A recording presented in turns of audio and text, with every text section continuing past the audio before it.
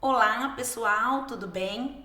Hoje nós falaremos sobre um ponto específico do edital dos senhores, do edital da Defensoria Pública da Bahia, em relação à disciplina de Direito Ambiental, o ponto de número 15, que diz respeito à opinião consultiva número 23 de 2017. Eu quero falar sobre essa opinião consultiva de número 23 porque eu achei assim um ponto que é sensível à Defensoria Pública e um ponto um pouco solto no edital. É um tema que está na ordem do dia em matéria de direito ambiental, em especial em relação ao Sistema Regional Interamericano de Direitos Humanos.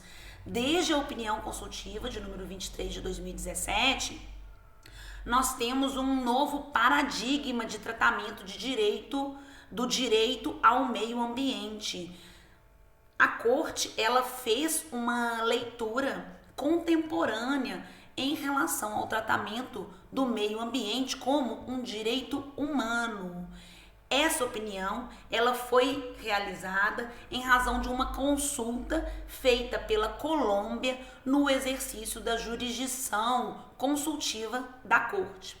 E aí nós temos que falar aqui a respeito, primeiramente, do fenômeno greening, o que é o esverdeamento dos direitos humanos, que é o reconhecimento gradativo, o reconhecimento progressivo da proteção ecológica para o exercício dos demais direitos humanos no seu conjunto. Esse fenômeno é o entendimento que deve haver um tratamento, uma proteção ao meio ambiente ecologicamente equilibrado para que os cidadãos possam, assim, exercer os demais direitos.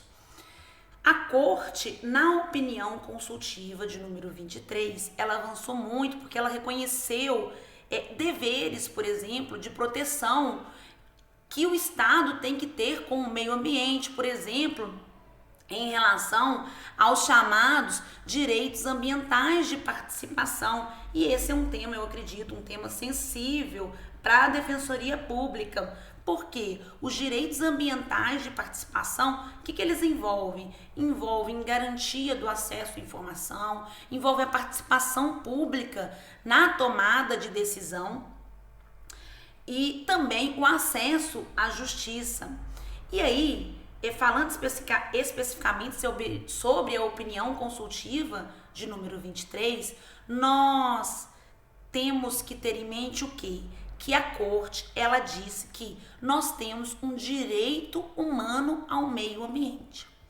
E aí, isso gera uma dupla interpretação, uma dupla dimensão desse direito humano ao meio ambiente.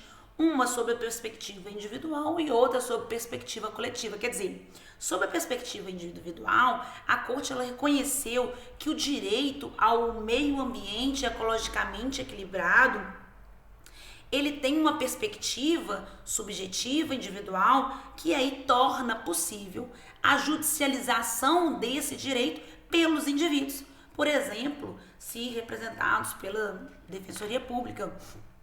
E nós temos também um direito ao meio ambiente ecologicamente equilibrado, interpretado sob uma dimensão coletiva, sob o conjunto da coletividade, que se reconhece, portanto, expressamente, que deve haver um padrão mínimo ambiental para o exercício de uma vida digna e saudável.